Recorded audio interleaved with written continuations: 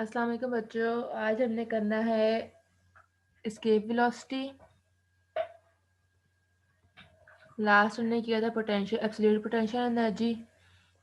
Absolute potential energy वो थी जो पोटेंशियल एनर्जी हमारे पास अर्थ की ग्रेविटी से बाहर होती है। और एस्केप वेलोसिटी हमारे पास ये है कि जो हमारे पास वेलोसिटी हमें चाहिए अर्थ को एस्केप करने के लिए, अर्थ से बाहर निकलने के लिए जितनी वेलोसिटी हमें रिक्वायर होती है सर पेज वो नंबर क्या है? हाँ जी, पेज नंबर क्या है? पेज नंबर एक मिनट 88 है।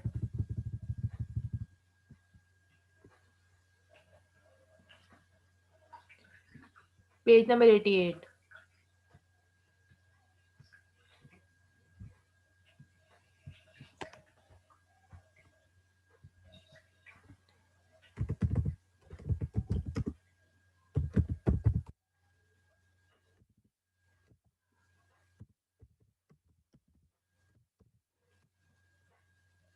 सबसे पहले एस्केप वेलोसिटी की definition.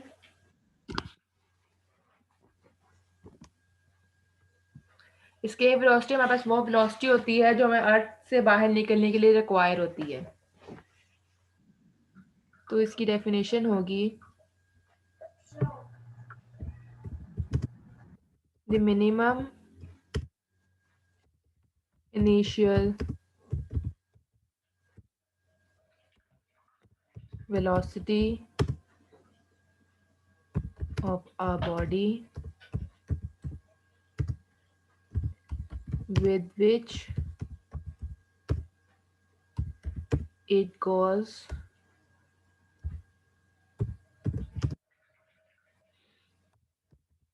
out of the earth's surface या फिर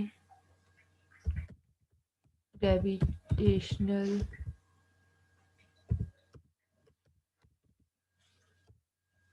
field is called escape velocity। ठीक है, एस्केप वेलोसिटी हमारे पास वो वेलोसिटी होती है जो अर्थ की ग्रेविटेशनल फील्ड से निकलने के लिए हमें रिक्वायर होती है। अब इसकी हम आगे वैल्यू निकालेंगे। कोई भी आप बॉल कंसीडर कर लें या फिर स्पेसशिप कंसीडर कर लें, उसको हमने अर्थ की सरफेस से बाहर भेजना है। ठीक है, तो उसके लिए कितनी वेलोसिटी उसको रिक्वायर होगी वो हमने निकालनी है। जैसे ये हमारे पास अर्थ सरफेस है और हमारे पास कोई भी रॉकेट है, उसने अर्थ सरफेस से बाहर जाना है। फर्स्ट ऑफ ऑल हमें ये बात पता होनी चाहिए कि कोई भी अगर हमारे पास कोई भी चीज़ है, कोई बॉल है, कोई रॉकेट है, कोई स्पेसशिप है, उसने अर्थ की सरफेस से बाहर जाना होता है तो उसकी जो मोशन होगी वो कभी भी डायरेक्ट सीधी नहीं जाएगा। कोई भी चीज़ सीधी अर्थ की सरफेस से बाहर नहीं निकल सकती है। एक तो बात ये है कि उसकी मोशन हमेशा ट्रेजेक्टरी होगी, उसकी वो हमेशा इस फॉर्म में बाहर निकलेगा अर्थ सरफेस से, मतलब किसी कर्व फॉर्म में बाहर निकलेगा। डायरेक्ट सीधा जो होगा वो अर्थ की सरफेस से बाहर नहीं निकल सकता। ठीक है, अच्छा अब उसकी वेलोसिटी क्या होगी वो हम निकालते हैं।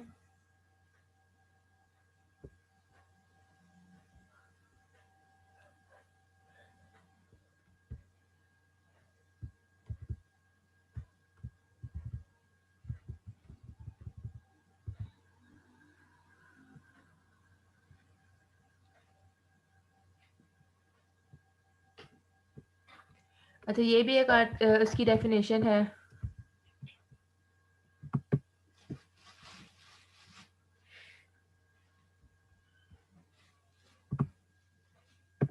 ये वाली भी एक डेफिनेशन है, ये भी आप कर सकते हैं या फिर जो मैंने लिखवाई है वो वाली भी कर सकते हैं, दोनों ठीक है।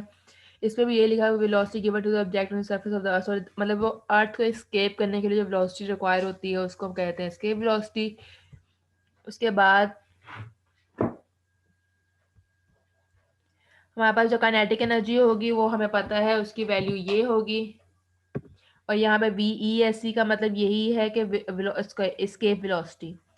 और कोई ना कोई मास होगा बॉडी का, जब वो कोई बॉडी मूव कर रही होती है हमें पता है उसकी कोई ना कोई काइनेटिक एनर्जी भी होती है, उसकी काइनेटिक एनर्जी ये होगी। उसके बाद पोटेंशियल एनर्जी देख लेते हैं। पोटेंशियल एनर्जी जो होगी मतलब डिस्टेंस के लिहाज से, वो पोजीशन के लिहाज से होती है।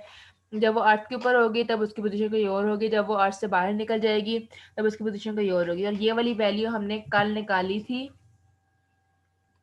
ये वाली वैल्यू हमने कल निकाली थी एब्सोल्यूट पोटेंशियल एनर्जी की वैल्यू। और यहाँ पे आर स्क्वायर नहीं है ना, ये इन्होंने गलत लिखा हुआ है। G M M divided by R, absolute potential energy जो हमने निकाली थी कल, जो कि हमारे पास अर्थ सरफेस से बाहर एक बॉडी के अंदर होती है, एब्सोल्यूट पोटेंशियल एनर्जी वो वाली वैल्यू है ये जो हमने कल कह रही हूँ, सॉरी लास्ट लेक्चर में जो हमने निकाली थी, ये वो है। और जीरो माइनस मतलब अर्थ के ऊपर जो उसके ऊपर पोटेंशियल एनर्जी होगी, और जो किसी भी डिस्टेंस पे कोई पोटेंशियल एनर्जी होगी वो है। तो उन दोनों का डिफरेंस निकाल लिया तो हमारे पास G M M divided by R आ गया है। ये पोटेंशियल एनर्जी होगी, ये इंक्रीज इन पोटेंशियल एनर्जी होगी अर्थ सरफेस से लेकर किसी भी इन्फिनिट डिस्टेंस, मतलब किसी भी डिस्टेंस तक अगर हम लेके जाएंगे किसी उस बॉडी को अर्थ सरफेस से बाहर, तो वो इसकी पोटेंशियल एनर्जी में ये डिफरेंस आएगा।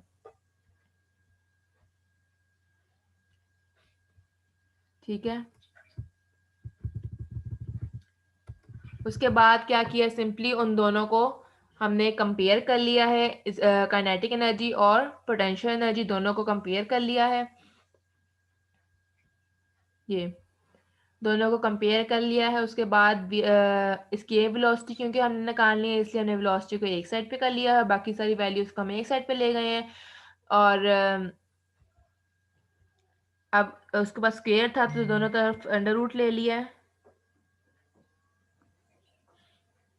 दोनों तरफ अंडर रूट ले लिया, तो यहाँ पे मतलब वी ई एस सी मतलब इसके वेलोसिटी की वैल्यू आ गई है under root 2 G M divided by are.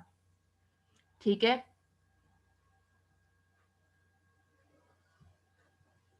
उसके बाद जी की वैल्यू होती है G M divided by R के। ये वाली जो वैल्यू है ये हाँ हमें पहले से पता होनी चाहिए। ये वाली वैल्यू मेरे ख्याल से हमने शायद पे निकाली भी थी, अगर नहीं निकाली तो आप लोग ये याद कर लें, ये जी की वैल्यू होती है। ठीक है, ग्रेविटी की वैल्यू होती है। और ग्रेविटी की वैल्यू वैसे हमारे पास जो वैल्यू होती है 9.8 होती है अर्थ सरफेस के ऊपर, तो ये इसी की इक्वल आती है। इसमें जो जी है ये ग्रेविटेशनल कांस्टेंट है, जो एम है वो मास ऑफ अर्थ है, जो एम है वो मास ऑफ अर्थ है, जो आर है वो रेडियस ऑफ अर्थ है। अब जी की वैल्यू इसके अंदर पुट करेंगे तो हमारे पास आ जाएगा 2 GR। ठीक है, under root 2 GR V escape मतलब स्केप वेलोसिटी की वैल्यू हमारे पास आ गई। अगर हम यहाँ पर 2 के साथ जी की हमारे पास वैल्यू क्या होती है अर्थ सरफेस के ऊपर 9.8, आर हमारे पास क्या रेडियस ऑफ अर्थ, ये अगर हम पुट करेंगे तो हमारे पास स्केप वेलोसिटी की वैल्यू हम निकाल सकते हैं। ठीक है, रेडियस ऑफ अर्थ हमारे पास होता है 6.4 × 10⁶, या फिर हम अभी निकाल ही लेते हैं।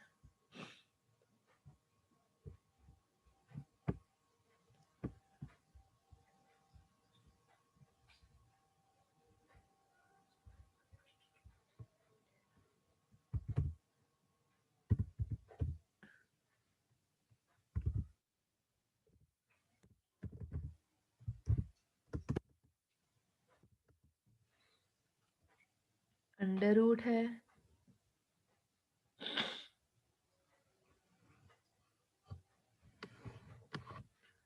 अंडर रूट चलो बाद में डाल लेते हैं ऊपर, 2 × 9.8 into 6.4 into 10⁶,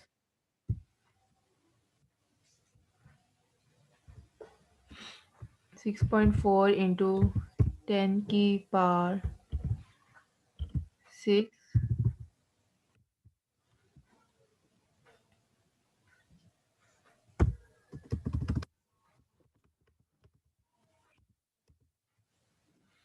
अब इसको हम सॉल्व करेंगे तो हमारे पास आ जाएगा 11.2 into 10 की पावर 3 मीटर पर सेकेंड, मीटर पर सेकेंड।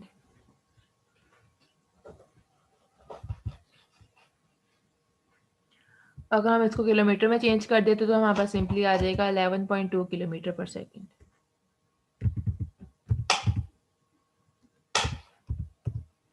मीटर पर सेकेंड। ठीक है, एस्केप वेलोसिटी जो हमें अर्थ सरफेस से निकलने के लिए रिक्वायर है वो है 11.2 किलोमीटर पर सेकेंड। 1 किलोमीटर में अगर उसकी 11 मीटर वो अगर 1 सेकेंड के अंदर 11 किलोमीटर कोई भी बॉडी कवर करती है तो ही वो अर्थ सरफेस से बाहर निकल सकती है। 11 किलोमीटर पर सेकेंड वेलोसिटी रिक्वायर है बॉडी को किसी हमारी अर्थ सरफेस से निकलने के लिए। इसी तरह हम किसी भी सरफेस के ऊपर निकाल सकते हैं। जैसे अगर मून की एस्केप वेलोसिटी निकालने हैं तो हमें सिंपली उसका एक तो ग्रेविटी रिक्वायर होगी, कितनी ग्रेविटी होती है अर्थ की उसके ऊपर मून के ऊपर, और कितना उसका रेडियस है। दोनों चीज़ें अगर हमें पता होंगी तो उसकी एस्केप वेलोसिटी हम निकाल सकते हैं। आपकी बुक के अंदर टेबल भी गिवन है, उसके अंदर सारी मून, अर्थ, मरकरी, मार्स, यूरेनस सब की जो एस्केप वेलोसिटी है वो गिवन है। वो लोग आप वहां से देख सकते हैं। उसमें से मून की एक तो काफी इंपॉर्टेंट है, पूछ लेते होते हैं कि मून की कितनी है। अर्थ की तो आप लोगों को वैसे ही पता होनी चाहिए। उसके अलावा मार्स की पूछ लेते होते हैं इसकी एस्केप वेलोसिटी कितनी है। तो एमसीक्यूज में। अच्छा, उसके बाद हमारे पास नेक्स्ट टॉपिक है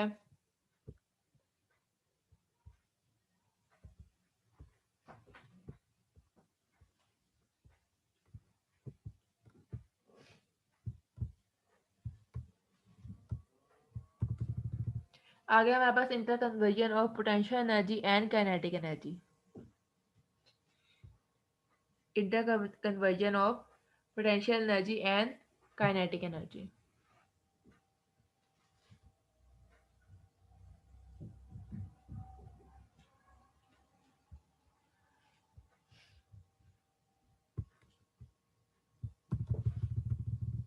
अब हमारे पास कोई भी बॉडी है, उसका मास हमारे पास m है, वो फ्री फॉल कर रही है। हम उसे किसी भी, जैसे हमारे पास कोई बॉल है, हम उसको किसी हाइट से फेंक रहे हैं नीचे, ठीक है। सबसे पहले तो वो जब बॉडी जब किसी हाइट के ऊपर होगी उसकी कोई ना कोई पोटेंशियल एनर्जी होगी, ये वाली बात हमें पता है। जब कोई बॉडी रेस्ट पर होगी हमें पता है कि उसकी कोई ना कोई वेलोसिटी नहीं होगी, उसकी काइनेटिक एनर्जी भी नहीं होगी। जब वो रेस्ट पर है तो उसके अंदर पोटेंशियल एनर्जी होगी, काइनेटिक एनर्जी नहीं होगी। जब वो मिडल में आएगी उसके अंदर दोनों चीजें होगी, काइनेटिक एनर्जी भी होगी, पोटेंशियल एनर्जी भी होगी। जब वो किसी भी सरफेस पर फॉल कर जाएगी तो उसके अंदर पोटेंशियल एनर्जी होगी वो जीरो हो जाएगी, और काइनेटिक एनर्जी होगी वो हम फाइंड कर लेते हैं। ठीक है, एनर्जी सबसे पहले पॉइंट नंबर ए पे हमने निकालनी है। पॉइंट ए हमारे पास क्या है, जब बॉडी हमारे पास रेस्ट पर थी, ठीक है। जब बॉडी हमारे पास रेस्ट पर थी तो हमने फाइंड करना है कि इसकी काइनेटिक एनर्जी कितनी थी, इसकी पोटेंशियल एनर्जी कितनी थी, और इसकी टोटल एनर्जी कितनी कितनी है, ठीक है। तो पोटेंशियल एनर्जी जो होगी वो तो हमें पता है, उसकी वैल्यू होती है mgh। अब वो किसी ना किसी हाइट के ऊपर है, वो उसकी हाइट हो गई, g हमारे पास उसकी ग्रेविटी हो गई, m हमारे पास उसका मास हो गया। काइनेटिक एनर्जी हमारे पास जो होगी वो जीरो होगी। जीरो क्यों होगी, क्योंकि बॉडी जो है वो रेस्ट पर है। अब अगर कोई बॉडी मूव नहीं कर रही तो हमें पता है उसकी कोई ना कोई वेलोसिटी नहीं होगी। अगर वेलोसिटी नहीं होगी तो हमें पता है उसकी काइनेटिक एनर्जी भी नहीं होगी, तो उसकी काइनेटिक एनर्जी जीरो है। टोटल एनर्जी कैसे से निकालते हैं, potential energy plus kinetic energy. Potential energy की value mgh, kinetic energy zero, और टोटल एनर्जी हमारे पास आ गई mgh एट पॉइंट ए। उसके बाद एनर्जी एट पॉइंट बी। अब बॉडी जो है पॉइंट बी पर है, पॉइंट बी पर है मतलब वहां से ए पॉइंट से लेकर बी पॉइंट तक आई है, कोई ना कोई उसने डिस्टेंस कवर किया है। लेकिन जो टोटल हाइट है वो हमारे पास है h। टोटल हाइट हमारे पास है h। इसका मतलब h माइनस एक्स, मतलब हाइट में से उसने x का पार्ट जो मतलब थोड़ा सा डिस्टेंस जो कवर किया है वो x है, और बाकी हाइट उसने भी कवर करनी है। तो उस पॉइंट के ऊपर हमने देखना है कि पोटेंशियल एनर्जी कितनी होगी। पोटेंशियल एनर्जी होगी mgh माइनस एक्स। मतलब टोटल हाइट में से उसने x डिस्टेंस कवर कर लिया है, और उसमें से टोटल हाइट में से अगर वो वाला डिस्टेंस माइनस कर दें तो वो उस पॉइंट पर मौजूद है। ठीक है, तो पोटेंशियल एनर्जी की वैल्यू हमारे पास आ गई M G H minus X. Kinetic energy जो होगी हमें पता है उसका फॉर्मूला 1/2 एम वी स्क्र। अब बी पॉइंट पे हमने वेलोसिटी निकालनी है तो बी स्क्र, इसलिए यहाँ पे लिख दिया है। अब पॉइंट बी पर जो हमारे पास वेलोसिटी है वो निकाल लेते हैं, कितनी होगी। थर्ड इक्वेशन ऑफ मोशन है हमारे पास V F square minus V I square is equal to 2as। ये वाली इक्वेशन आप लोग पहले पढ़ चुके हैं, V F square minus V I square is equal to 2as। ठीक है, अब फाइनल वेलोसिटी जो हमारे पास है वो वी बी है, इनिशियल वेलोसिटी जीरो है। इनिशियल वेलोसिटी जीरो क्यों है, क्योंकि इनिशियली जो बॉडी थी वो हमारे पास रेस्ट पर थी, इसलिए उसकी इनिशियल वेलोसिटी इज जीरो।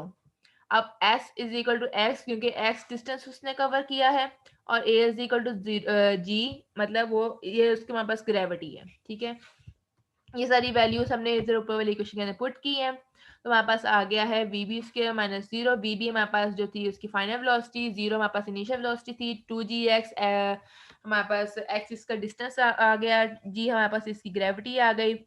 यहाँ पे हमने वी बी की वैल्यू एक साइड पे कर ली, और यहाँ पे हमने बाकी सारी इस तरफ हमने अंडर रूट ले लिया, तो हमारे पास वी बी की वैल्यू आ गई। वी बी की वैल्यू हमने ऊपर वाले इक्वेशन के अंदर पुट कर देनी है, तो हमारे पास आ गया 2gx। यहाँ पे 2 से कट गया तो हमारे पास रह गया mgx। के की वैल्यू आ गई mgx। टोटल एनर्जी कैसे निकालते हैं, kinetic energy plus potential energy. Potential energy हमने ऊपर निकाली mgh माइनस एक्स, और काइनेटिक एनर्जी हमारे पास है mgx। तो इसमें हमारे पास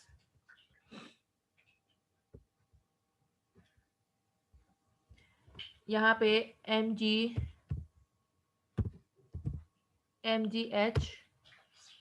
अगर हम ये वाली ब्रैकेट खोलेंगे तो mgh माइनस mgx रह जाएगा, और दूसरा हमारे पास काइनेटिक एनर्जी की वैल्यू है वो है प्लस mgx। तो प्लस mgx और माइनस mgx दोनों कट जाएंगे, तो हमारे पास रह जाएगा mgh। ठीक है,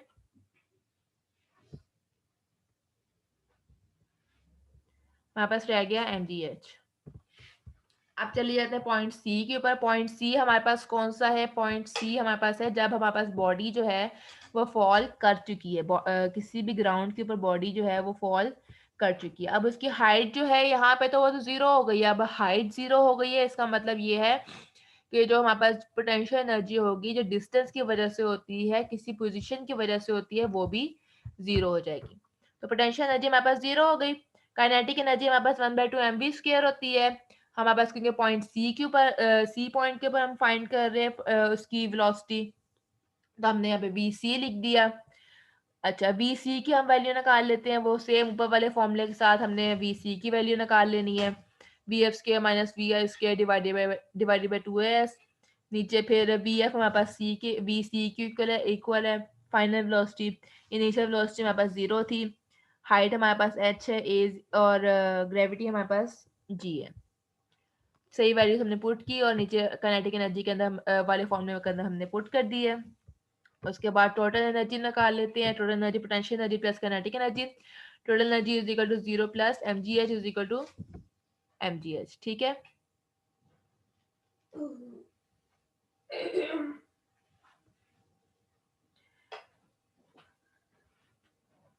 अच्छा इसका मतलब ये है कि यहाँ पे हमारे पास टोटल एनर्जी जब सी पॉइंट पे थे तब mgh आई, जब हम बी पॉइंट पे थे तब भी mgh आई, जब हम ए पॉइंट पे थे तब भी हमारे पास mgh आई। इससे हमारे पास ये क्लियरली पता लग रहा है कि काइनेटिक एनर्जी बेशक जीरो हो या पोटेंशियल एनर्जी हमारे पास जीरो हो, दोनों इंटर कन्वर्ट हो जाते हैं और टोटल एनर्जी जो होती है वो रिमेन सेम रहती है। हमारे पास जिस मर्जी पॉइंट पर हो, जिस मर्जी हाइट पर हो, काइनेटिक एनर्जी और पोटेंशियल एनर्जी की इंटर कन्वर्जन की वजह से जो टोटल एनर्जी होती है वो हमारे पास सेम रहती है। ठीक है, अच्छा उसके आगे एक थोड़ा सा पॉइंट और है।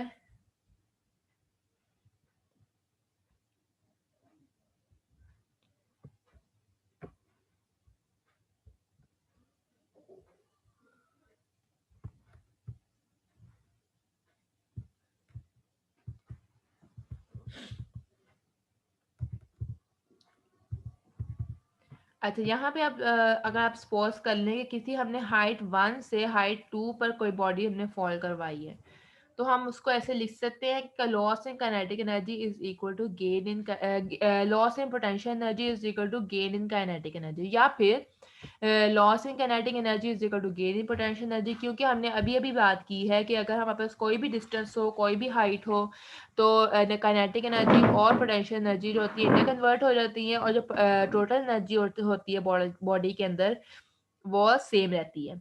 तो अगर हम किसी भी बॉडी को हाइट 1 से हाइट 2 पर फॉल करवा रहे हैं, तो उसके अंदर जो चेंज इन काइनेटिक एनर्जी आ रही होगी वो ये होगी, ठीक है। V2 का स्क्वायर Vi का स्क्वायर माइनस Vf का स्क्वायर, या फिर V2 का स्क्वायर माइनस V1 का स्क्वायर,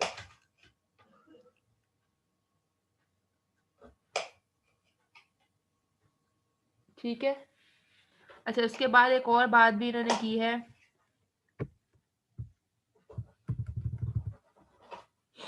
अगर हमारे पास कोई फ्रिक्शन होती है, फ्रिक्शन का मतलब ये है कि हमारे पास कोई हम किसी बॉडी को फॉल करवा रहे हैं, फ्रिक्शन का मतलब ये हुआ कि कोई साउंड का, सॉरी साउंड के नहीं, एयर का इफेक्ट हो रहा है, या फिर किसी और डिस्ट्रैक्शन की वजह से जो बॉडी है वो वैसे फ्री फॉल नहीं कर रही है।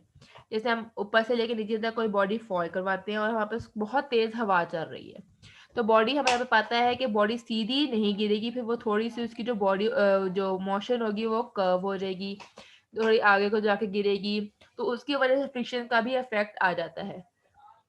तो अब उन्होंने कहा है कि हमारे पास उसके अंदर जो डाउनवर्ड मोशन है उसके अंदर फ्रिक्शनल फोर्स भी है, तो क्या होगा? फ्रिक्शनल फोर्स है तो सिंपली ये होगा कि जो पोटेंशियल एनर्जी है उसमें से हम फ्रिक्शनल फोर्स और हाइट को माइनस कर देंगे, तो हमारे पास इक्वल आ जाएगी काइनेटिक एनर्जी के, ठीक है। काइनेटिक एनर्जी पर तो उसकी कोई इफेक्ट नहीं ना आएगा। जब कोई भी बॉडी है, कोई हमने किसी हाइट से फॉल करवाया है, ठीक है, नीचे की तरफ, तो उस जब हम फॉल करवा रहे होते हैं, अगर हमारे पास कोई हवा चल रही है, जो बॉडी है वो इस तरफ को चली गई है, कोई बॉडी है हमने वो ऐसे फॉल करवाई है, ये हमारे पास तब केस था जब हमारे पास फ्रिक्शन नहीं है। अब हमारे पास कोई फ्रिक्शन आ गई है इसके अंदर, तो जो बॉडी है उसकी जो है वो ऐसे करके फॉल कर गई है, हवा चल रही है बहुत तेज, वो उसकी वजह से वो आगे बॉडी जो हमारे पास कोई बॉल है वो आगे जाके फॉल कर गई है, ठीक है, यहाँ पे आ गई है। तो अब जो इफेक्ट आया है वो काइनेटिक एनर्जी पर तो नहीं आया, ठीक है। काइनेटिक एनर्जी तो सेम रहेगी, उसकी वही काइनेटिक एनर्जी रहेगी, वही वेलोसिटी रहेगी, तो काइनेटिक एनर्जी जो होगी वो सेम रहेगी। तो जो हमारे पास पोटेंशियल एनर्जी होगी, क्योंकि उसके अंदर हाइट का फैक्टर आ रहा होता है, यहाँ पे हाइट कुछ और होगी और यहाँ पे हाइट कुछ और होगी, तो हम क्या करेंगे, तो पोटेंशियल एनर्जी के अंदर से जो फ्रिक्शनल इफेक्ट होगा वो उसको माइनस कर देंगे, तो हमारे पास जो भी रिमेनिंग पोटेंशियल एनर्जी होगी वो इक्वल होगी काइनेटिक एनर्जी के, ठीक है। तो ये हमारे पास आ गई पोटेंशियल एनर्जी, हमारे पास काइनेटिक एनर्जी, और ये हमारे पास जो फ्रिक्शनल इफेक्ट आ रहा है,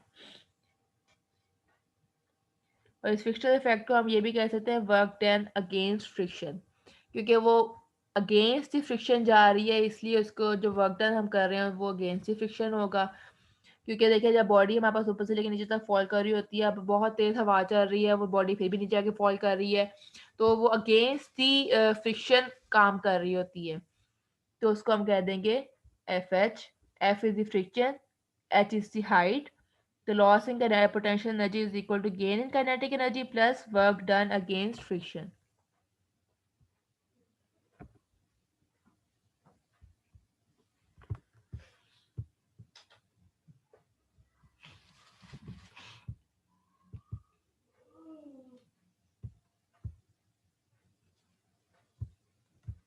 ठीक है, यहाँ तक सबको समझ आ गई है?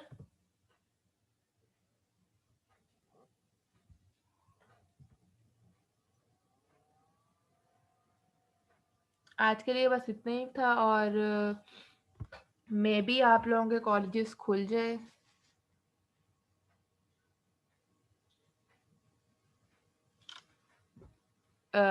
मे बी आप लोग कॉलेजेस खुल जाए 11 से, अगर खुल जाते हैं तो फिर मैं क्लास नहीं लूँगी, फिर आप हमारी क्लास फिर जब जब होगी तब होगी, और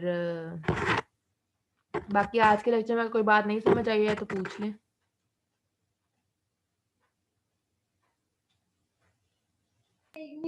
हमें समझ आ गई। ठीक है, फिर अल्लाह हाफिज़। ओके मिस, अल्लाह हाफिज़।